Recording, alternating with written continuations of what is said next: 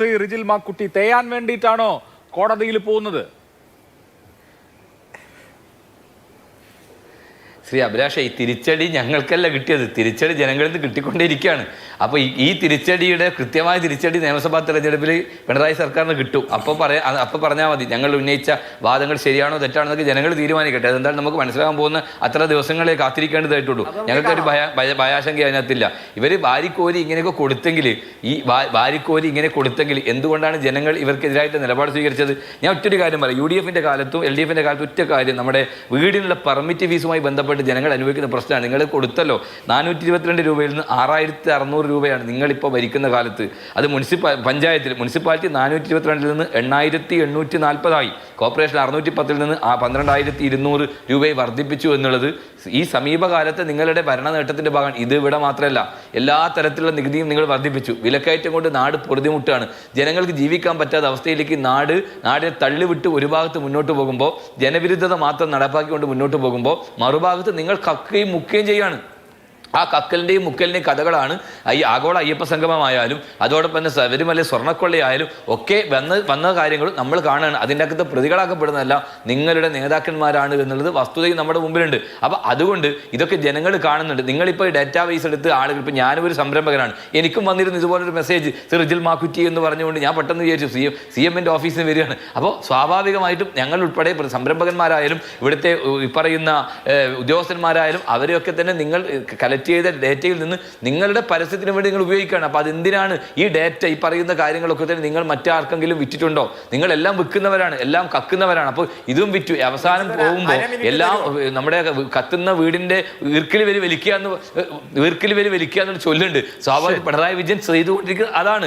അങ്ങനെ എല്ലാ തരത്തിലും സർക്കാരിന്റെ പണം ഉപയോഗിച്ചുകൊണ്ട് നിങ്ങൾ എത്ര തരത്തിൽ മുഖം മിനുക്കിയാലും, ഏത് പെയിന്റ് അടിച്ചാലും, വൈറ്റ് വാഷ് ചെയ്താലും നിങ്ങളുടെ മുഖം ഈ നാട്ടിലെ ജനങ്ങൾക്ക് കൃത്യമായി മനസ്സിലായിട്ട് അത് വികൃതമായ മുഖമാണ്. ആ വികൃതമായ മുഖത്തിന് നിങ്ങൾ ഏത് കണ്ണാടി വെച്ച് നോക്കിയാലും ജനങ്ങൾ അതിനകത്ത് നിങ്ങൾക്ക് അനുകൂലമായ നിലപാട് സ്വീകരിക്കില്ല. നല്ല മുഖമാണ് എന്ന് ജനങ്ങൾക്ക് മനസ്സിലാവില്ല എന്നുള്ളത് ഈ തെരഞ്ഞെടുപ്പോട് കൂടി കാണും. ഇതൊക്കെ തെരഞ്ഞെടുപ്പിന് മുമ്പിൽ ചെയ്യുന്ന കാര്യങ്ങളാണല്ലോ. അപ്പൊ ചെയ്തോ. പക്ഷേ ഞങ്ങൾക്ക് കിട്ടിയ തിരിച്ചടി ജനങ്ങളിൽ നിന്ന് ഞങ്ങൾക്ക് നന്നായി രൂപത്തിലുള്ള അനുകൂല അവസ്ഥ ഞങ്ങൾക്ക് ഉണ്ടായിട്ടുണ്ട്.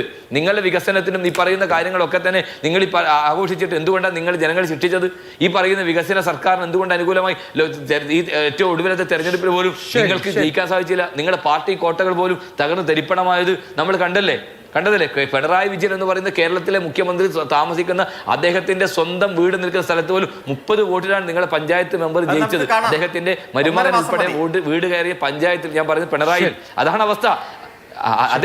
അതാണ് അവസ്ഥ. അതുകൊണ്ട് ഞങ്ങൾക്ക് നിങ്ങളുടെ പ്രചരണത്തിൽ നിങ്ങൾ എത്രത്തോളം പ്രചരിപ്പിച്ചോ ഇതൊക്കെ ജനങ്ങൾ കാണും. അതിനനുസരിച്ചുള്ള മുന്നേറ്റം UDF-ന് അനുകൂലമായി ഉണ്ടാകും.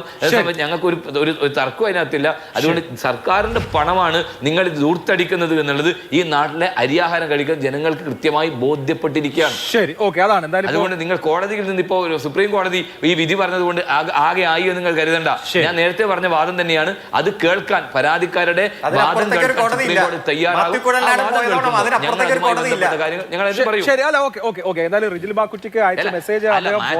പോയത് കൊണ്ട് മാത്രമല്ല, 1,72,00,000 രൂപ കിത്ത കിട്ടിയതിനെ കുറിച്ച് പറയണല്ലോ. പിണറായി വിജയന്റെ മകൾക്ക് എങ്ങനെയാ പൈസ കിട്ടിയത്? ഈ 1,72,00,000 രൂപ കിട്ടിയില്ല എന്ന് പറയാൻ പറ്റുമോ?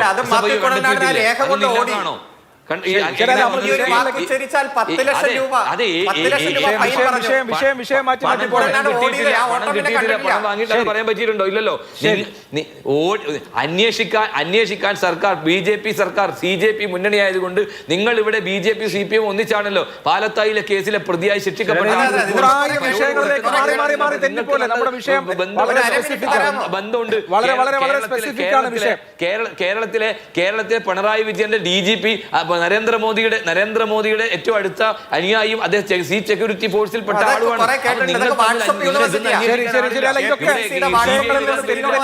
ഒരുപാട് വിഷയങ്ങളിലേക്ക് പോയാൽ ചർച്ചയുടെ ഫോക്കസ്